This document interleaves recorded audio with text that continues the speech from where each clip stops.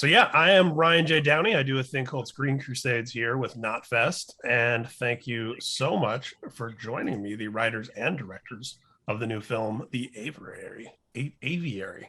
Aviary? Aviary, yeah, you got it. Kirsten. How's it going? Good, man. How are you? How are you? I'm well. So I'm going to just jump right into it. Something I saw in a lot of the reviews of the film, which I was struck by myself as well, is that this is the kind of movie that does a lot with a little, which I always appreciate, given that, we spend the majority of the time with two characters. And we're not spanning the globe, going into all kinds of crazy locations. And I really appreciate when a movie can make that balance between claustrophobia, but also like an expansiveness. Like there's a lot of world building that happens just in dialogue and in situations and in some of these dream sequences and stuff like that we get into. Could you both tell me a little bit about the advantages and also challenges of writing and setting a film with those kind of parameters? Yeah. Go ahead, Jen. I mean, let's start with the advantages. I think when you're writing a small movie like this, you really get to focus on, like, you're right, most of the movie is two characters. So we're trying to put as much energy into developing those characters and their arcs and their interactions as we can. And then similarly with the filmmaking, it's always finding, the best location that we can, things like that, but also making the most of it. So making, like, okay, we have this one beat that we need the top of a cliff for, and maybe that doesn't work anymore, but maybe we can do this thing instead. So I think the creative challenge of having to stay super nimble is something that is ever more in indie filmmaking. Mm-hmm. Yeah, I mean, I think when we were approached by our producers who we'd worked with for a long time, and they asked if we had, they knew we wanted to direct.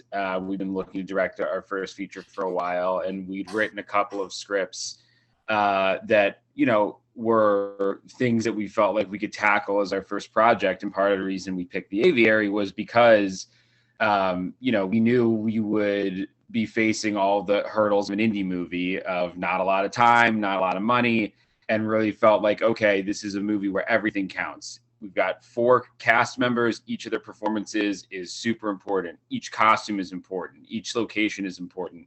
And instead of getting pulled in a million different directions, the way I think sometimes happens when you try to do too much with your first movie, we really could focus on those things. The disadvantages, of course, were, it was a difficult movie to write when we first sat down and decided that this was a movie that we wanted to write is something we could possibly direct. We really challenged ourselves in the writing of it of, okay, this is something we're going to keep small. Let's keep it small. So no third act car chase, no secret underground lab in the desert. Yeah. And we watched, we were inspired by and/or watched a lot of movies like Bug and Honeymoon, Martha, Marcy, May, Marlene, movies where we were like, people, this is a good challenge to set for ourselves. People have done this and done it well. Mm-hmm. Not this story, but have done the limited, locations. Yeah, there's the Ryan Reynolds movie where he's in a coffin for most of it. Yeah. Yeah. So yeah, I mean, go ahead, Jen. And where, when you have limited resources, where do you put them? Like we found it even in like our shot listing of, there are a couple sequences where in our hearts, we spent a whole day shooting them. And in reality, we would have 2 hours. And like, what do you make big? What do you make small?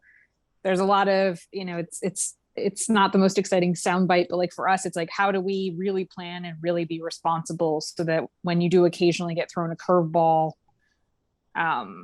occasionally you figure Yeah, that you can be adept and swift and Yeah. with that. Yeah, and also knowing, like you mentioned your shot list, like knowing going into the production, like every minute's going to count. So you gotta show up knowing exactly what you want that day. Yeah.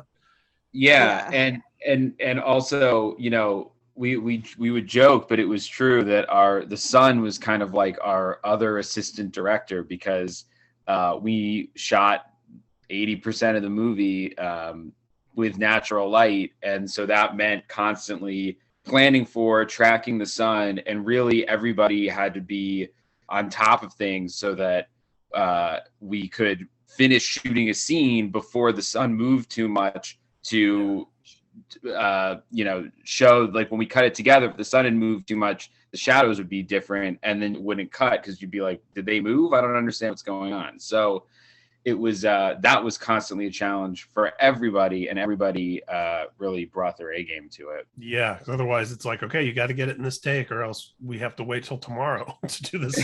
Yeah, and we didn't have the flexibility in our schedule to like push anything to the next day. Wow. Yeah. The sun. It's good for a movie that deals with cults, that you had to be sun worshippers in a sense. Yeah, kind of. Your eye in the sky. Yeah. Controlling you. I want to dive into the story much more, but I also want to jump back first. I guess 10 years ago now. I really loved the short that you guys did, The Sleepover. Oh, thank you. Oh, thanks. Yeah, it's very cool, and you've operated in these two genres that are two of my favorite topics. One is I love I love stories where the town or the community itself is a character almost, or like a big story device, to where it's where there's a secret or a thing that kind of binds everyone there together, or maybe it's even like a invasion of the body snatchers, or there's something. But I love that about The Sleepover, that it was like, what happens like in between slasher movies, like the between, see, like what would a town really be like if they really had a slasher appearing semi-regularly. Yeah. Like, what would they do in between? I thought that was really cool. And so I wanted to ask you about I know it's going back a ways, but about kind of the genesis of that idea and those kind of stories. Yeah, I mean, The Sleepover was sort of The Sleepover.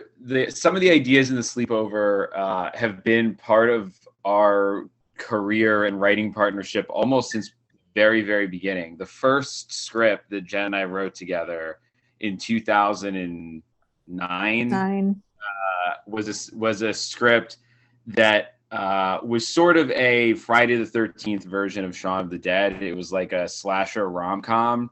And over the very, very short version is like, over the years of trying to figure out what to do with that and figure out if we could get it made, we ended up deciding, well, let's do a short to kind of introduce the world. And then by the time we made that short, and I think Jen and I surprised even ourselves that the way we distilled the world into that short was different. Not different, but I think the distillation was more interesting than the script that we'd written. Right. We were like, it forced us to kind of weed out, and it was the first script we'd ever written, and we'd written 3 or 4 more by the time we did the short. So it forced us to kind of focus and weed out all the stuff that didn't work and just focus on the ideas that really did. And so well, they were interested in very different things, the feature and the short. And I think something that we had learned from watching a lot of short films was, I think a lot of people make the mistake of just like shooting a scene or two from a feature that they want to make. And we were like, we shouldn't do that. Like, this needs to be its own complete thing. Beginning, middle, and end. Yeah. Beginning, middle, and end. I think the best shorts are really like set up, pay off, especially if they're in this like under 10-minute space. And we were like, it can be in the same tone, it can be in the same world, but let's not worry about these other characters. And then, they ended up kind of being 2 separate things. And that first feature, like, for it to really work, it probably would have been like a $15 million movie, which we were never going to get for our first crack out there, but it ended up, it did really well at festivals. Mm-hmm. I was at Fantastic Fest, I think is where I that was like the most fun week we've ever had. And it helped us get our reps. Which and then we sort of turned the short into a TV pilot, which ultimately didn't. Fingers crossed, someday we'll maybe get somewhere, but it that's continued to stay with us, and then that pilot helped us get a meeting with John Carpenter, which was like the top of the mountain. We were like, we're done. We don't have to ever do anything else. Like it was fantastic. The closest I've ever seen to Chris passing out was him meeting his hero, John Carpenter. Yeah, that guy's done a thing or two in the space, one might say. Mm-hmm. That's incredible. I love that idea that it went from this organic evolution of let's build the world where we're going to set this story, and then in building that world it was like, well, that world is a story.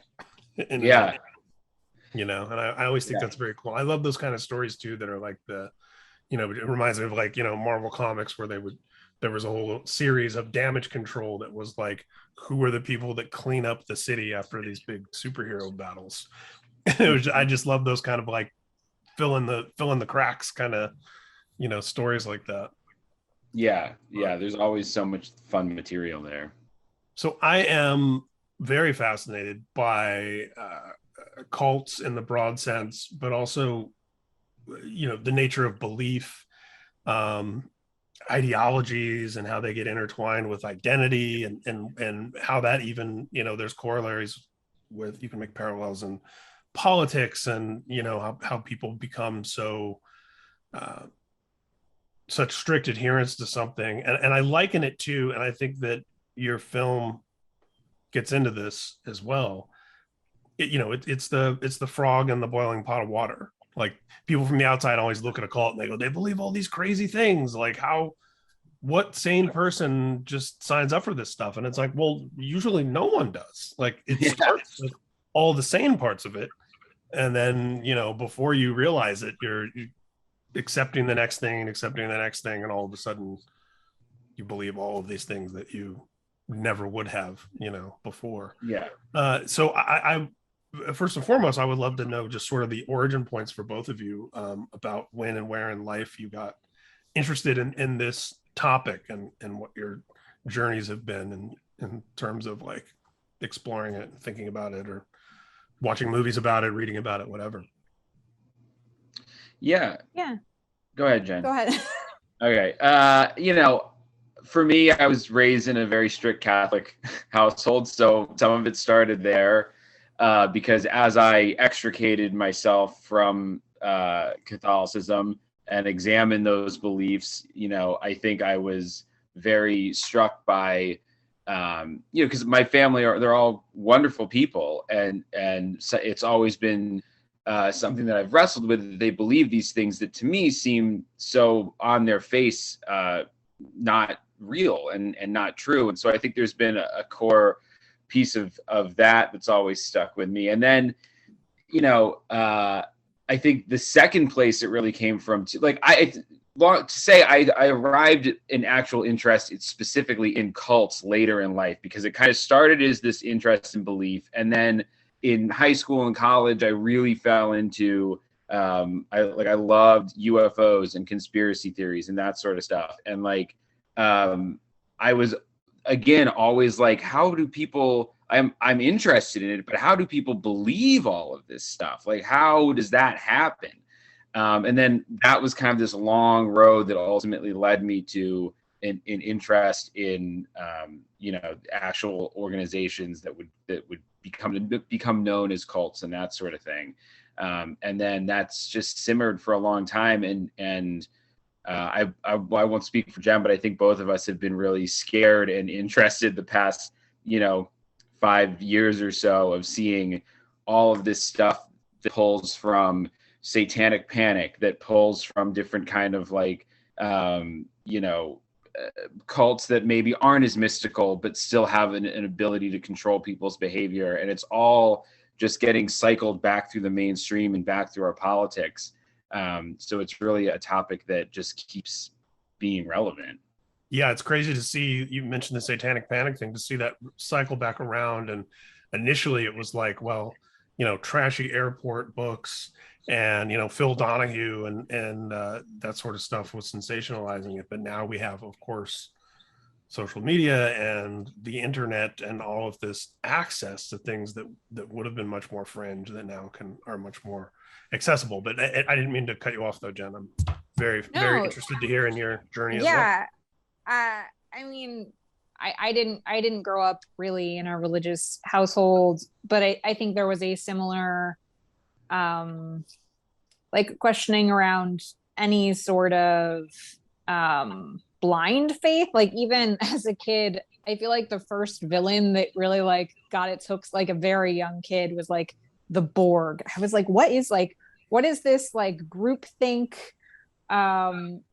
Like I just remember that being really sticky for me as a kid. And then I think you sort of work your way back because you see it in other movies and television. And once you start to unravel of like, how do a lot of, normal smart people get there? That's part of how scary it becomes. Or that makes it even more frightening. So I think it's something like the satanic panic piece, like the first television project we ever sold revolved around that. It's something that we just kept coming back to. And then with this movie, it was that like, I think especially off of watching the Vow and some of the more recent documentary series that really leaned into, let's see who these people were before they joined and like why it was so appealing and like what were the pieces that worked. And, maybe feeling like there's a absence of religion in our culture and like where are other people going for belief and community and validation that just kept bringing us back until we got to this project. I mean, look at Gen Z and astrology. Whoever thought like that would be, it's huge right now. And so accepted, which is, it's just wild because it's, a lot of the same folks who, once upon a time would have been enamored of the four horsemen of atheism, right? Of Christopher Hitchens and Sam Harris and Dawkins and all that. Like those same people are, reading tarot cards now. and I'm not condemning it. It's just, it's fascinating to me that it's, because it must speak to something about what happens when you remove some of those traditional ideas about life's big questions and hand nothing back in return. It's like there's some sort of yearning for us to grab a hold of something. Well, I think especially now too, because I think there's this like what we're getting back in a sense is a world where with the internet, whether it's Twitter or TikTok or whatever you spend most of your time on, I think culturally as a society, we're coming to recognize how easy it is to not have any grounding point because suddenly you're seeing everyone's perspective on everything. It's harder than ever to have any kind. You don't even have a consensus on, the evening news. That makes me sound like an old man, but like, even when we were growing up, there was still basically your parents maybe would watch CNN, but basically it was just the network news at night. And at least there was some kind of general societal consensus about the way things were going, for better or for worse. And now we can't even have that consensus. So I think we feel more lost than ever because it's impossible. You either have to live in the gray zone of, man, like everything's flexible. I'll never know the truth about anything because it all changes depending on who I listen to. Or you have to pick, you have to pick something that you're going to go, well, I guess I'll, believe this particular writer or, you know, cultural critic or whoever, at least is some sort of a guiding light for how you navigate information. Something that explains the inexplicable. I mean, I find that conspiracy theories in particular are great for, well, I have this decoder ring, so whenever I encounter something that's overwhelming and crazy or terrible, tragic, I know how to interpret it. I understand it as part of this larger narrative where life isn't chaos. This is just the next, you know, step in the New World Order's plan, or the what, you know, or whatever it is, you know. And I look at like 9/11 truthers is a good example of like something so horrific that was so unfathomable when it happened.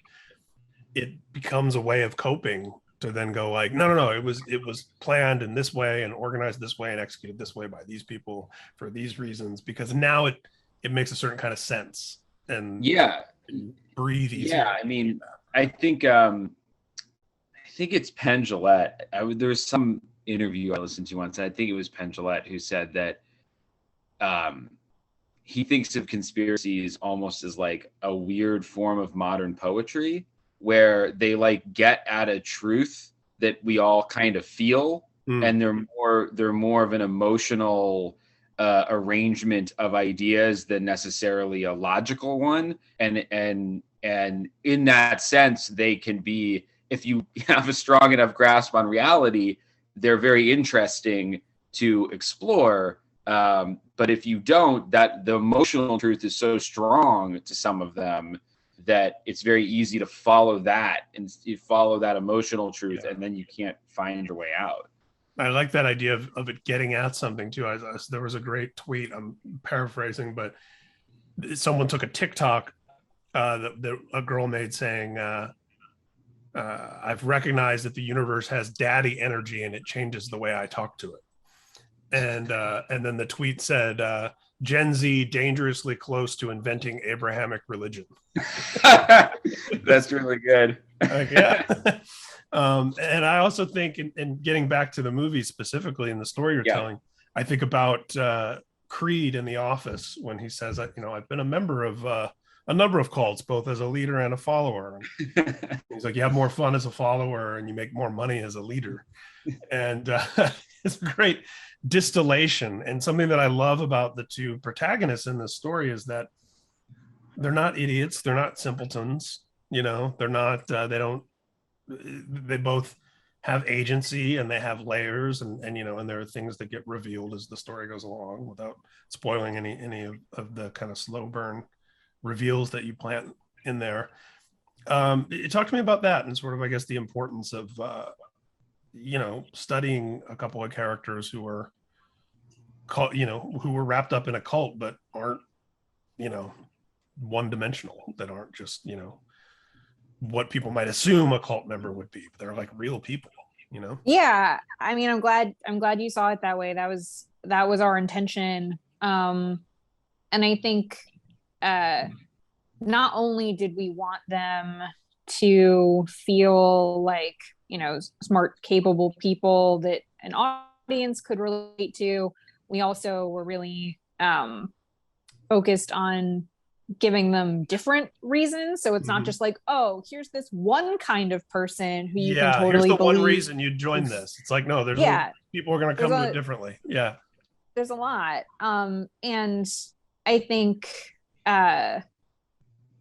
it's been interesting to like see some people. I think some people wish there was like more with the cult, like seeing them in it. And that was something too that we were very excited to set the movie in the immediate aftermath, because the specifics of it, even though I think, you know, the movie does show you some of those things, we were more interested in the emotional aftermath and dealing with the long-term effects. But that's getting ahead of myself a little bit. Chris, do you want to? Yeah, I mean, I think you know, part of the aftermath is definitely more we were interested in, and there was definitely a choice to kind of give recognizable touchstones for maybe what was going on at this cult, but to leave enough space for everybody to bring their own life experience or feelings to it, Yes. because I think that helps people, you know, like the minute you show something too crazy, people go, oh, I mean, come on. But if you just have those touchstones, so people go, oh yeah, this seems like something I've heard of, then all of a sudden they get to fill in, you know, the things that would have drawn them in.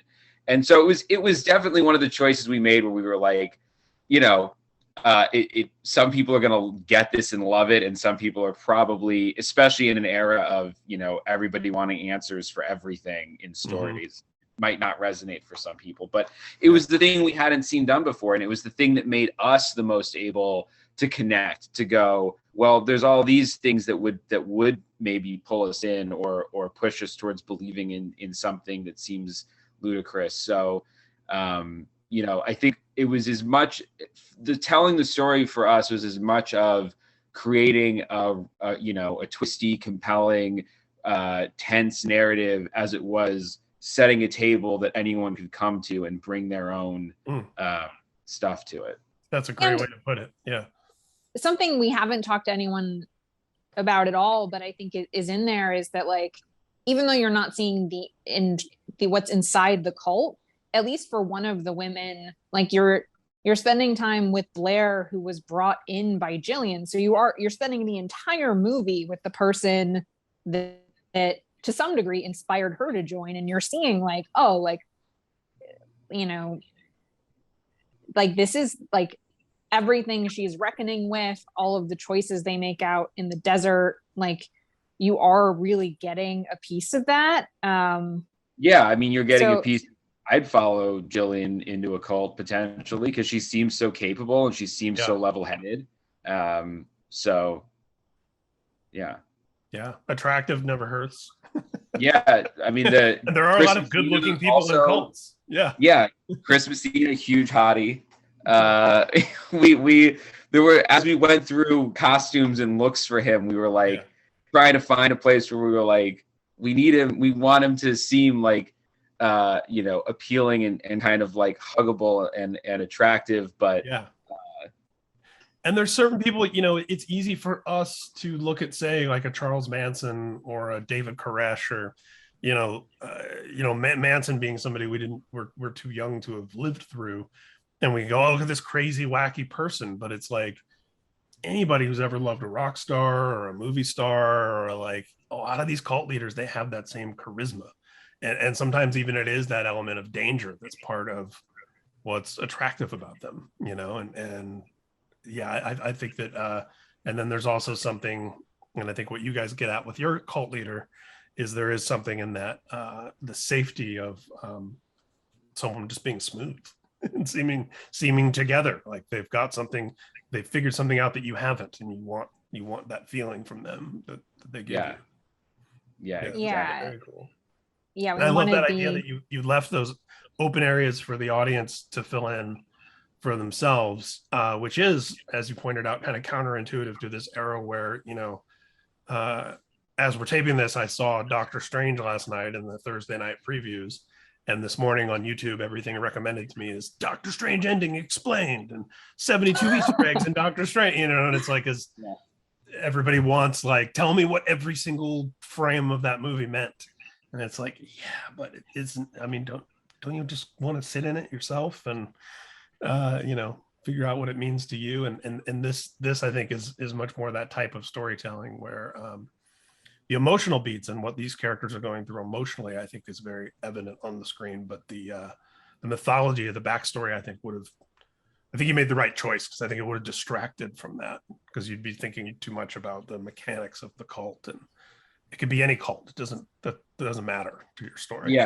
Yeah. And I think that was especially now that cults, as we were writing it, we were pulling as much from cults as we were from Theranos and WeWork, and now all these places that are getting shows and movies made about them. Yeah. You know, in our minds, we were like, you know, Seth thinks of himself as like a Steve Jobs. He thinks of himself as a tech guy, thought leader, thought leader, and all this stuff. And like, it's just funny now that it's coming out in the middle of all these other things where we're like, yeah, that's what we're talking about. Like, that's part of how it's so easy to get into these things, is like there is a fine line not only between the modern idea of like leaders and followers, but also even just like cults and a job are now like starting. Yeah, the goals are different. Like it's not a cultish desire to be alternative. It's a desire to be like front and center and mainstream, which is really different. And I think that's why the overlap with things like Theranos, and like wanting to change the world, like it there's nothing nefarious in the origins of it, and that really helps pull people in. And you know, I'm sure there are plenty of organizations that start that way and stay that way. It reminds me of what you guys are talking about right now of I don't know if you've done a lot of research into EST, which now it's called Landmark Forum or something like that. But yeah, a little.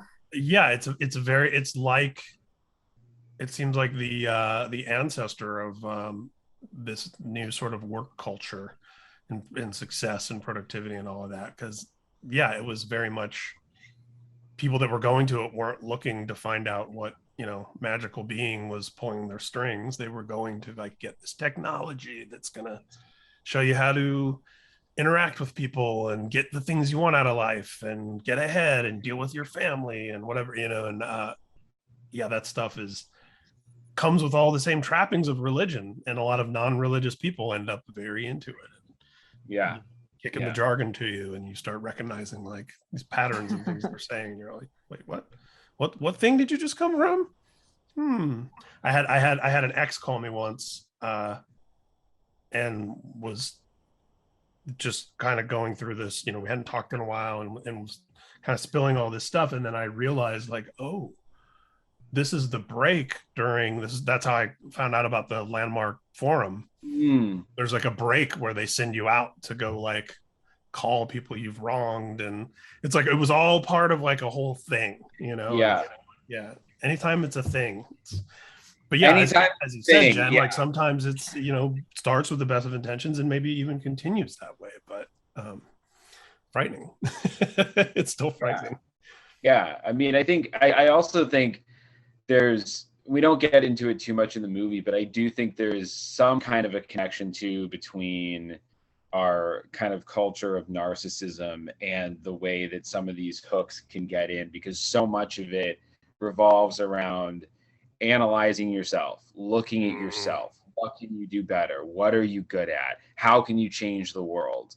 And, you know, I think you see it a lot with millennials and Gen Z in particular, of like and I don't know if it comes from a sense of alienation or a feeling that we are powerless or what it is, but there's something to this sort of like constantly going, what am I doing wrong? What can I be doing better? How am I this? How am I that? And someone both will kind of push you to look at yourself that intensely all the time, and then also show you like the way out. Like they're making you ask all these questions by appealing to everyone's desire to think about themselves and project a version of themselves, and then that's how they get the hooks in, is like, you know, here's all these problems that you didn't even know you had. And the only reason to find out on your insecurity and your vanity at the same time. So it's exactly. Like, you are extraordinary. You are special. You should be changing the world, but you have these things wrong with you. If only you could get rid of those things, then everyone could see how great you are. And it hits us in both of those spots that we all have of I'm the worst person in the world, but I'm also the best. Why don't people know I'm the best? Yeah, exactly. That's how they get us. It reminds me also of you know, I have some friends who are very into the rational kind of, I would say, militant atheism thing, and you know, and they'll say things like, you know, I don't believe in a sky wizard that's a genie that grants you wishes and you telepathically talk to him and blah blah blah. And then these same people were people who told me about the book The Secret. And how their business was successful because they were manifesting and they were putting out into the world and speaking into existence and blah blah blah. And I'm like, you don't like you sound like revival tent preachers. You are actually talking about a sky wizard that's granting you wishes. You've just it takes found your way to it and through different language, you know.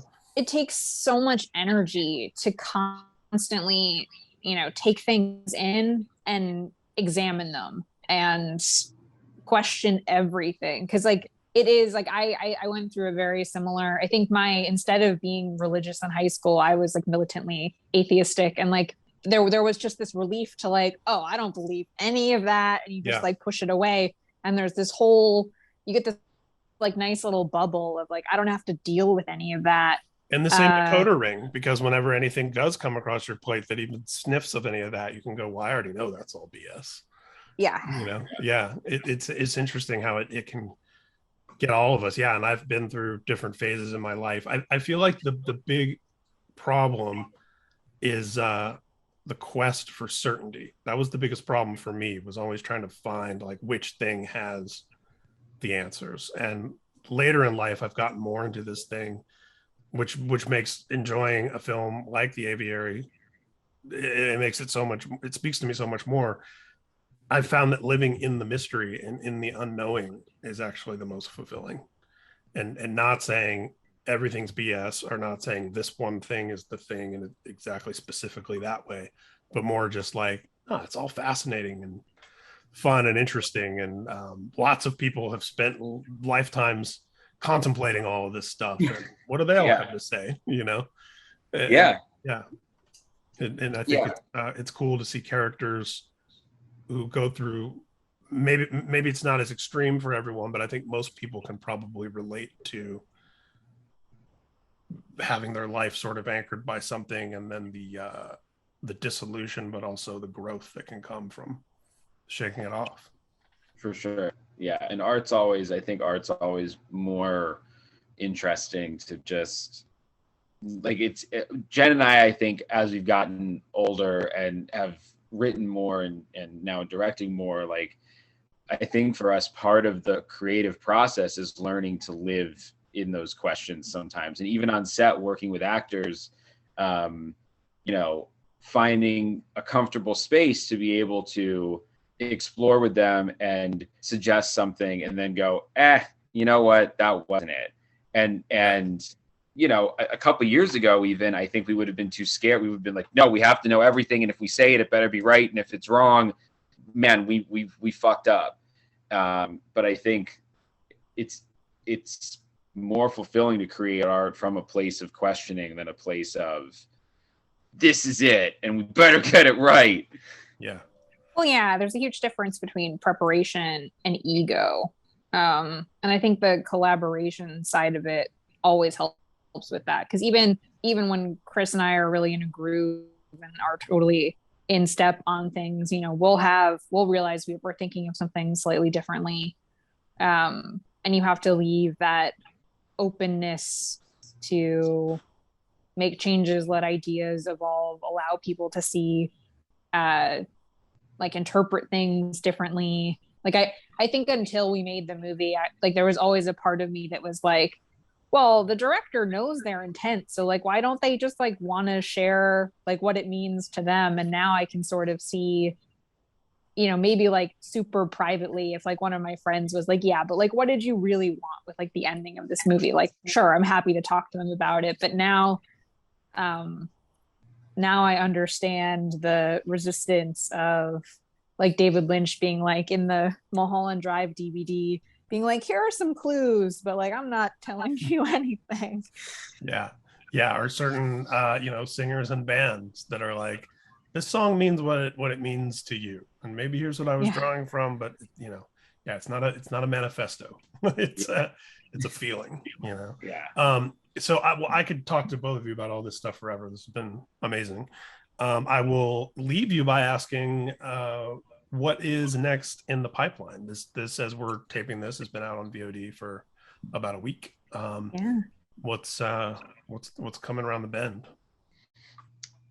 Well, nothing we can talk about, but some exciting stuff. Hopefully stuff we can talk about soon. We're writing the next movie, and we've got a couple TV projects in the works.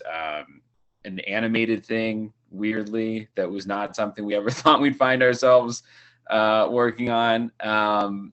And yeah, and we're just trying to continue to tell weird stories about strange stuff that makes us feel things. And hopefully, you know, the next one will be able to be a little bit bigger, a little bit crazier. And you know, we'll see what happens. But telling weird stories about strange stuff that makes us feel things, that could be a memoir title. I think that should be like our company bio. That was great. That's your oh, good. Okay, good. I'm not sure I ever up said on the that. production office wall. Yeah. I love it. Well, thanks so much, both of you. Like I said, this has been great, Chris, Jen. And when you do have more things you can talk about, I'd love to have you back sometime. Awesome. Thanks so much, Ryan. Thanks for the chat. Awesome. Thanks so much.